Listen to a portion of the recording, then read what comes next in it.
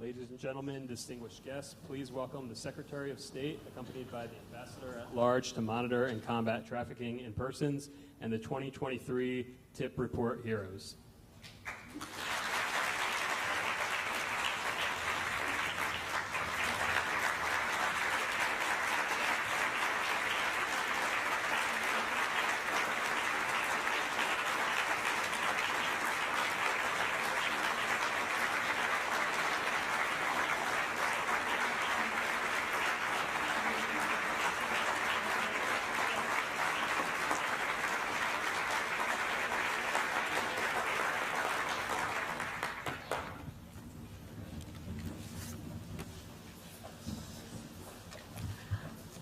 Good morning, everyone, and welcome. My name is Cindy Dyer. I'm the Ambassador at Large for the Office to Monitor and Combat Trafficking in Persons here at the Department of State, and I have the honor of kicking off today's ceremony. Thank you all so much for joining us. I know it has been a few years since we could gather such a crowd in person for this ceremony, and it is such a pleasure to see so many friends and colleagues. I'm especially excited that 3 of my predecessors are here, Ambassadors Lou C. DeBaca, Susan Coppage, and John Richmond. Today's program will consist of the following. First, Secretary Blinken will offer remarks on this year's report. Then we will honor 8 outstanding Trafficking in Persons Report heroes for their extraordinary dedication to combating human trafficking. We will also hear briefly from one of the heroes who will speak on behalf of this year's honorees. Finally, I will offer my own closing remarks. After the ceremony, we hope you will find some time to visit state.gov to access this year's report online. We are so grateful to you, Secretary Blinken, for joining us today to release the 2023 Trafficking in Persons Report. Thank you for your continuous work elevating the issue of human trafficking in your meetings around the world and here at home, as well as chairing the President's Interagency Task Force to monitor and combat trafficking in persons. We are proud to serve under your leadership as we all work together to advance efforts to combat human trafficking. Ladies and gentlemen, the Secretary of State, Antony Blinken. Thank you. Thank you. Good morning, everyone. And just to reiterate what Cindy said, it is so wonderful to see you all here at the State Department. Today, the State Department is releasing the 2023 Trafficking in Persons Report. This report provides a comprehensive, objective assessment of 188 countries and territories, including the United States. Its purpose is to showcase successful efforts to prevent trafficking, to identify areas where countries are falling short and have more work to do, and ultimately to eliminate trafficking altogether. The United States is committed to combating human trafficking because it represents an attack on human rights and freedoms, violates the universal right of every person to have autonomy over their own life and actions. Today, more than 27 million people around the world are denied that right.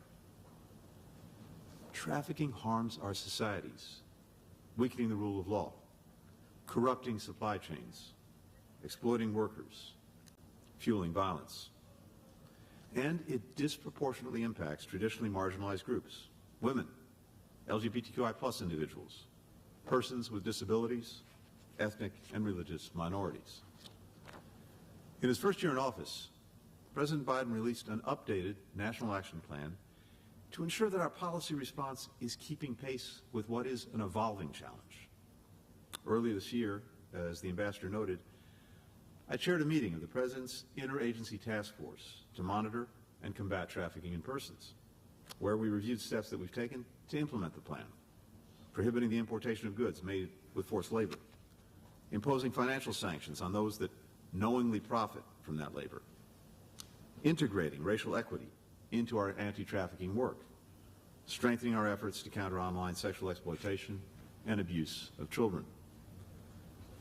The TIP report is a central part of the United States government's anti-trafficking work, and it reflects the efforts of so many people in this room today, and countless others, both in Washington and around the world. And that starts with the leadership of Ambassador Dyer and her team at the Office to Monitor and Combat Trafficking in Persons, as well as colleagues that we have in our embassies around the world, whose work to interview survivors, to gather information, to conduct fact-checking, is at the very foundation of the report.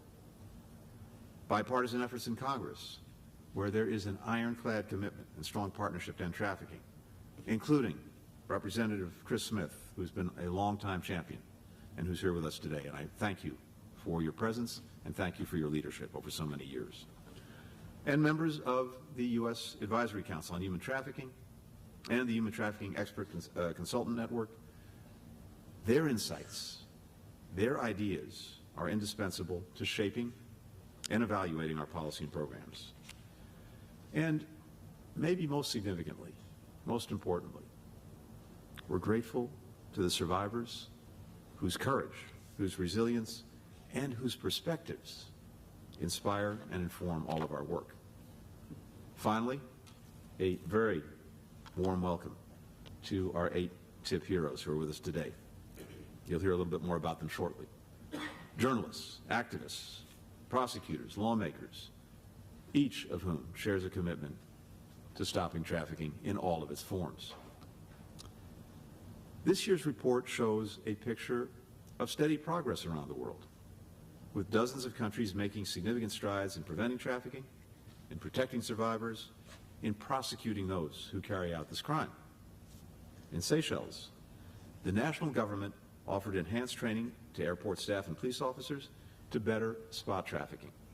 The government also instituted new policies to screen vulnerable populations, like migrants at transit points, for trafficking indicators.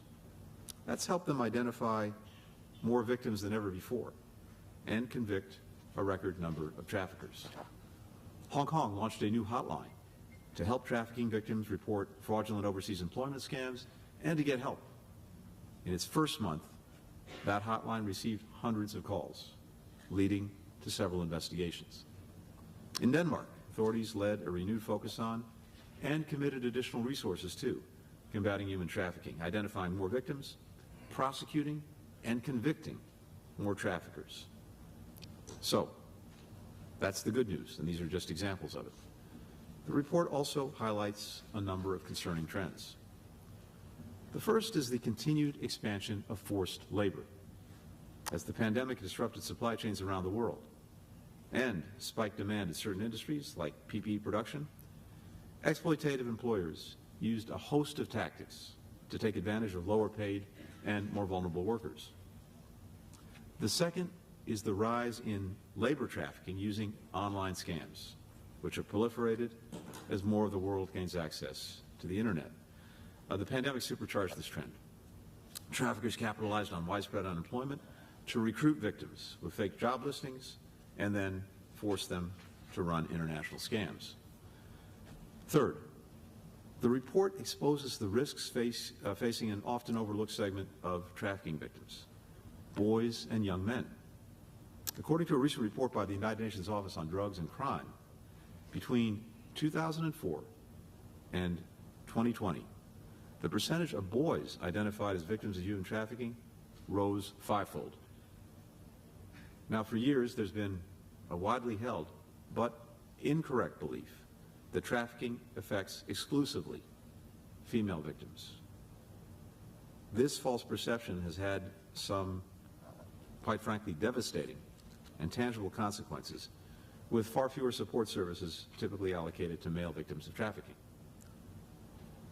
The reality is that any person, regardless of sex, regardless of gender identity, can be targeted by human traffickers. And so governments, civil society, the private sector, all of us have to develop resources for all populations, including male victims. When President Biden released his national plan to combat human trafficking, he said, and I quote, "We can accomplish far more working in partnership than we can working alone." That's true for the work between governments, between the federal and local officials, and with and between civil society and the private sector. We see that in North Macedonia, where the government partnered with social workers, with NGO staff, with psychologists, with law enforcement, to launch mobile teams that identify the majority of trafficking victims in the country. This program has been so effective that several other countries in the Balkans either plan to or already have implemented the very same model. We see it in the work of the Asar Institute. That's an NGO that's worked hand in hand with private sector to help hundreds of thousands of workers learn about their rights and seek remediation when labor abuses occur. We see it in Argentina, where leaders from the federal government regularly meet with representatives from across the country's 24 jurisdictions to coordinate their efforts and raise one another's ambition, including by committing to offer long-term housing to survivors of trafficking. For an issue that's as complex and as constantly evolving as this one, we simply need all hands on deck. We need law enforcement working to prosecute traffickers. We need social workers providing trauma-informed care to the victims. We need advocates holding governments accountable. We need communities coming together to support the survivors. In many ways, this room reflects that need and reflects that community. We are so grateful to you for the partnership that you've shown, sharing expertise, sharing ideas, building and strengthening networks with us. And what I want to share with you today is simply this. The United States is committed to standing with you and, once and for all, ending human trafficking. Thank you all very much. Cindy, back to you.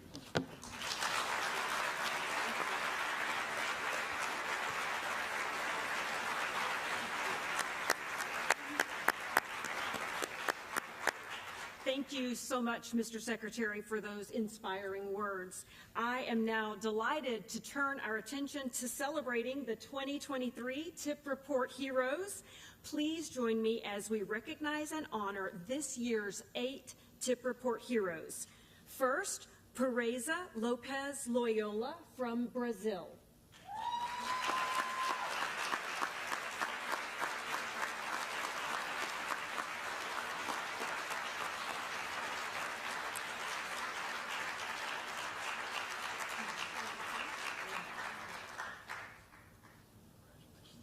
In recognition of her unwavering advocacy on behalf of herself, her son, and others who have experienced forced labor, including through first-hand documentation of evidence and testimony to illustrate the severity and proliferation of exploitative conditions in rural Brazil, which spurred a national movement and prompted the Brazilian government to establish mobile labor inspection units to increase identification of victims.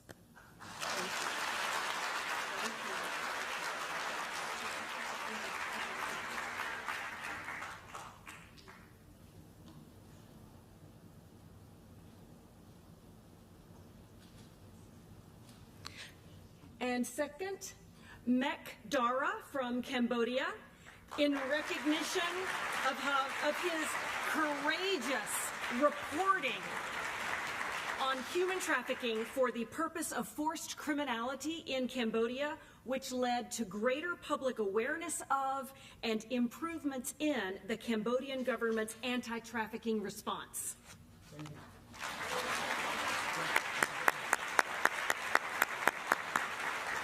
Mrs. Iman El Salawe and Mr. Basim Abdul Razak Jabbar from Iraq.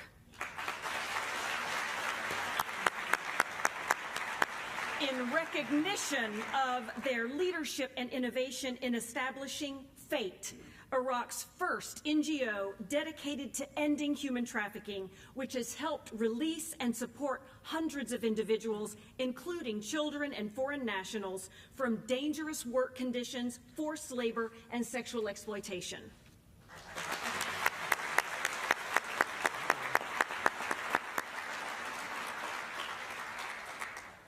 Yvonne Yvonne Benson Idahosa. From Nigeria, in recognition of her continued commitment to empower and elevate the voices of survivors of sex trafficking through her organization's transformative programs that address root causes of human trafficking, and her advocacy work with various levels of the Nigerian government to improve anti-trafficking policy and legislation.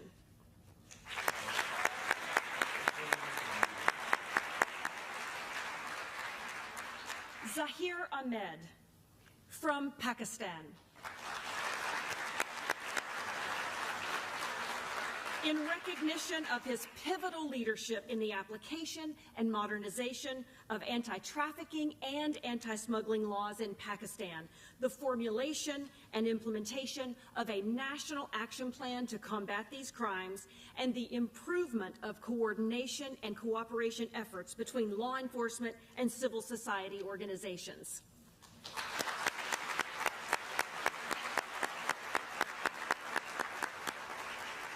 Paola Hitcher from Peru.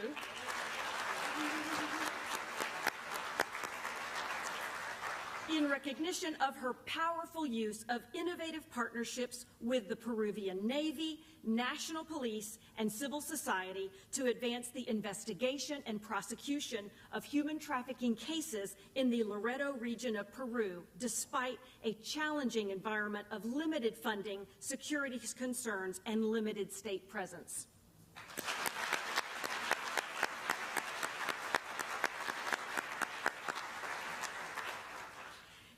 Iomelis Moya Goite from Venezuela.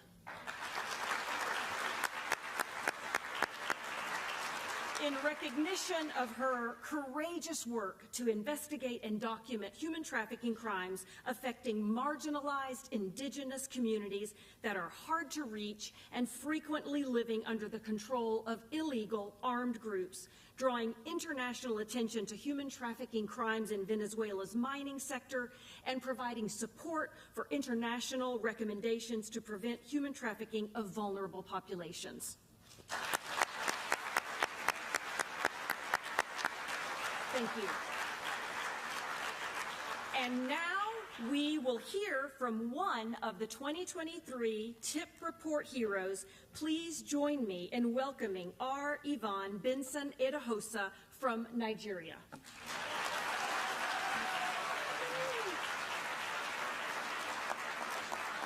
Thank you. Thank you, Secretary Blinken, Ambassador Daya.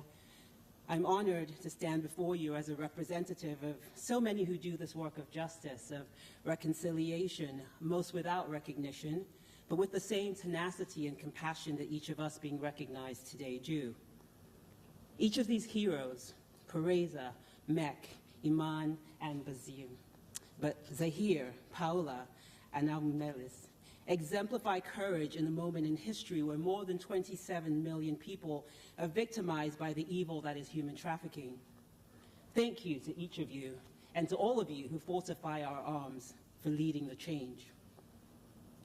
I also stand before you on behalf of millions of African women whose bodies have been legislated upon, weaponized, but especially on behalf of Faith, a young Nigerian woman whose last words to me in September of 2016 were, "Auntie, I'm dying."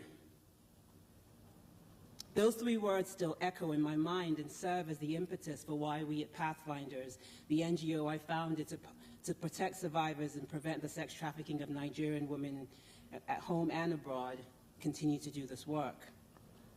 You see, Faith was trafficked from our hometown in Benin City to Libya and then to Europe, where she involuntarily serviced the underbelly of the European sex industry until her body was literally consumed to death.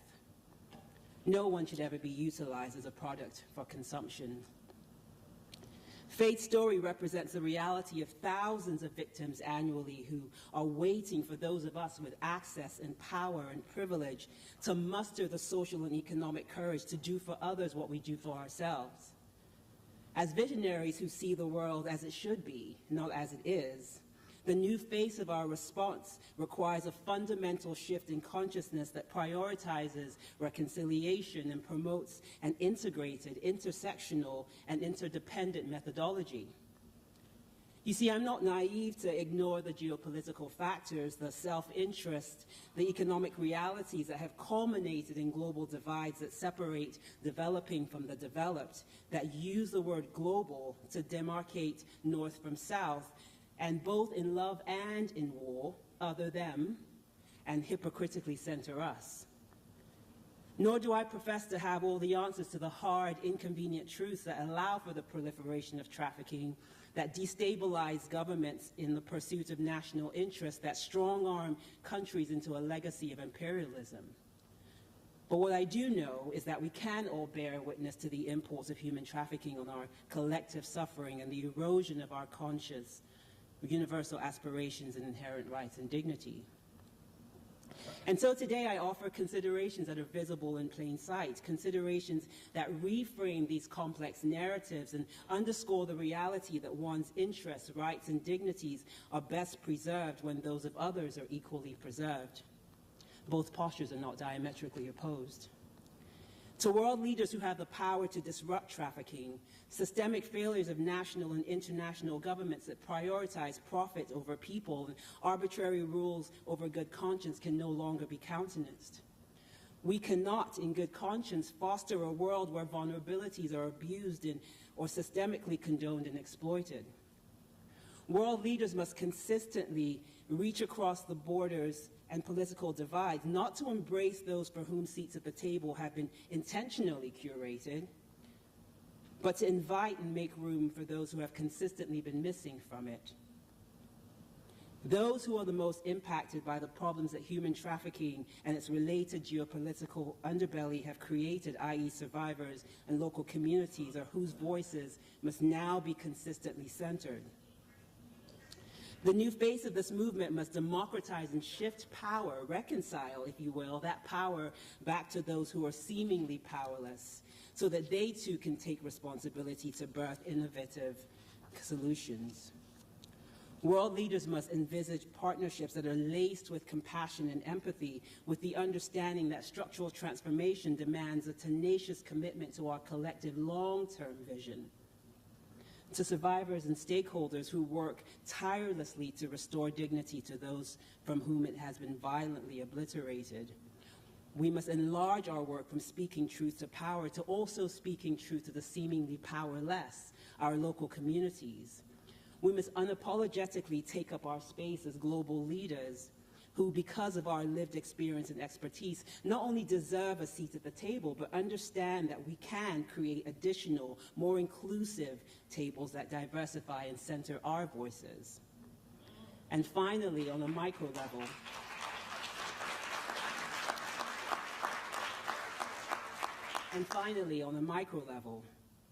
we must each commit to doing the small daily actions that exemplify love. Offering a cup of water to the thirsty, taking only that which you need, abandoning intellectual dishonesty that denies our own complicity in injustice, choosing kindness over indifference, and the collective good over individual advancement. That is how we reconcile the world. It is how we choose a world that extols the values that we contend guard our collective conscience. And as Dr. Martin Luther King Jr. once said, embody an audacious faith in the future of mankind. Eshe. Thank you for listening.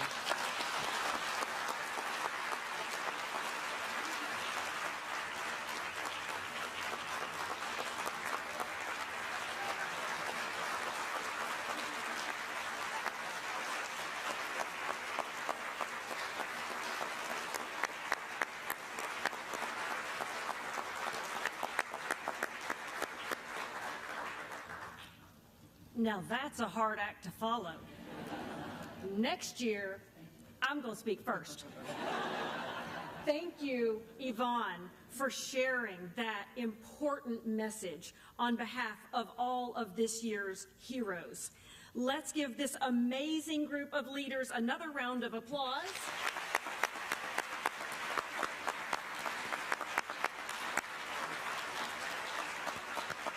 It is such an honor to celebrate your important work. We are thrilled to be partnering again with our colleagues in the Bureau of Educational and Cultural Affairs to provide an International Visitors Leadership Program, an IVLP for short, for several of our TIP Report heroes. Through the IVLP, our TIP Report heroes will have the opportunity to meaningfully engage with Americans here in Washington, D.C., Boston, and Miami, who are also working to eliminate human trafficking and support survivors. So we are excited to not just honor you today, but to work together to share best practices and engage. Today, we are releasing the 2023 Trafficking in Persons Report. The TIP Report is an essential tool in the world's fight against human trafficking. It not only serves as a central reference point for the status of anti-trafficking efforts in each country, including the United States, but it also highlights the best practices and helps disseminate them. This year, we chose to highlight the importance of partnerships in addressing human trafficking. I know firsthand the power of partnerships. Starting out as a local prosecutor in Dallas, Texas, I could see how our response to trafficking situations would be immensely improved if we all had relevant actors, all the relevant actors together in the same room, preferably with chips and hot sauce. So I joined Dallas County's very first interagency task force on human trafficking. I have carried that lesson throughout my career, partnering with NGOs to provide guidance as grassroots activists around the world worked to implement or strengthen anti-trafficking legislation in their various communities. Over the last 30 years, I have seen the immense benefits of elevating the voices and perspectives of survivors. Survivors can play an important role in shaping policies and programs to ensure that they are survivor-centered and responsive to the needs and experience of survivors. By partnering with survivors, we can promote anti-trafficking efforts grounded in the realities of those who have been most directly impacted by this issue. The need for partnerships starts within our own governments. We need all our various agencies to collaborate to make our work more effective and impactful. This year's report highlights the progress made in one country, the Comoros, when they established a national committee to enhance interministerial coordination on anti-trafficking efforts. Through this interagency cooperation, they were able to identify more victims, investigate more trafficking crimes, and refer all victims to services. Strong partnerships between countries can also address the vulnerability of migrants, refugees, and international job seekers to human traffickers. We saw this in Europe when EU governments banded together to proactively protect Ukrainian refugees to prevent trafficking among them as they fled from Russia's illegal full-scale invasion. And in Southeast Asia, Indonesia and the Philippines have worked together to assist trafficking victims lured by cybercrime syndicates into cyber scam operations. Partnerships are also critical because they allow us to harness the diverse expertise of different organizations to tackle trafficking in novel ways. At its core, human trafficking is a financially motivated crime. This report highlights how one partnership between PayPal and Polaris in the United States interrupts traffickers' cash flows and enables parallel prosecutions for financial crimes. Deeper partnerships between financial institutions and law enforcement can better identify the financial trail of human traffickers, allowing law enforcement to collect more evidence to aid prosecutions and lessen the burden on survivors having to testify. Finance Against Slavery and Trafficking, or FAST, developed by UN University and financed by Australia, is another great partnership. FAST is leveraging the use of technology to provide a free e-learning training tool for Southeast Asian government officials working on financial regulation, intelligence, and investigation to understand human trafficking, how it is connected to the financial sector, and what they can do to identify, and interrupt it. And we know traffickers are always looking to exploit new vulnerabilities, from conflicts to climate change to the digital world. So we need to continually be building partnerships with new stakeholders. New partnerships between NGOs, governments, law enforcement, survivors, and technology companies can help counter some of these new vulnerabilities. The OSCE and Thomson Reuters used social media and Uber for their Be Safe campaign, reaching hundreds of thousands of Ukrainian refugees about the warning signs of human trafficking. Another great partnership, the Tech Against Trafficking Initiative, harnesses the expertise of companies and other stakeholders to accelerate technology solutions to combat human trafficking.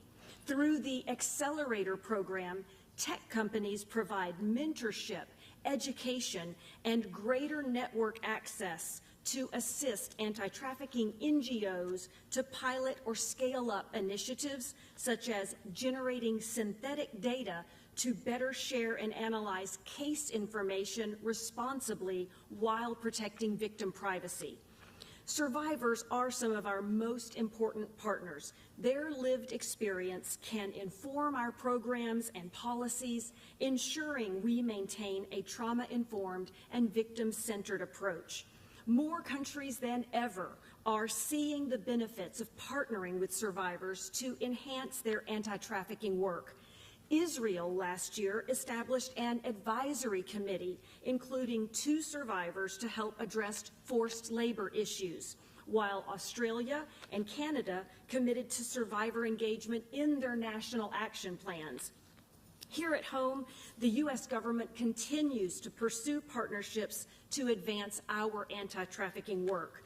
We are enhancing intergovernmental cooperation with the President's Interagency Task Force to monitor and combat trafficking in persons, regularly bringing together 20 agencies to review and refine our federal anti-trafficking strategies.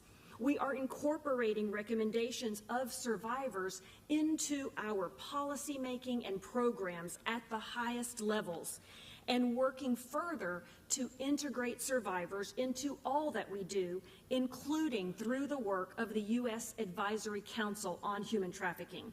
We are partnering with neighboring countries to reduce the risk of migrants falling prey to human traffickers. And we are championing partnerships with technology companies and financial institutions to better prosecute traffickers, protect victims, and prevent trafficking in the first place. As we close, I want to draw our attention back to the individuals. Behind these pages of statistics and trends and tier rankings are millions of adults and children who are in trafficking situations and depend on our collective efforts. We owe it to them to work together to hold perpetrators accountable, to partner with survivors, to make sure our responses are trauma-informed and victim-centered, and ultimately to address the underlying factors that make people vulnerable to trafficking. The report offers many recommendations and best practices that are critical steps our government and governments around the world can take to build a world free of human trafficking. I'm going to take a page out of Yvonne's book, who quoted the Reverend Dr. Martin Luther King, who also once said, "The ultimate tragedy is not the oppression and cruelty by the bad people, but the silence over that by the good people." It is so humbling and inspiring to be in a room full to the brim with good people who refuse to be silent. Thank you so much for your steadfast service to others and for joining us today. Please remember to go to state.gov to check out this year's full report online. The cards and bookmarks you have received at today's event have a QR code you can scan to reach the website. Thank you for coming. Thank you all.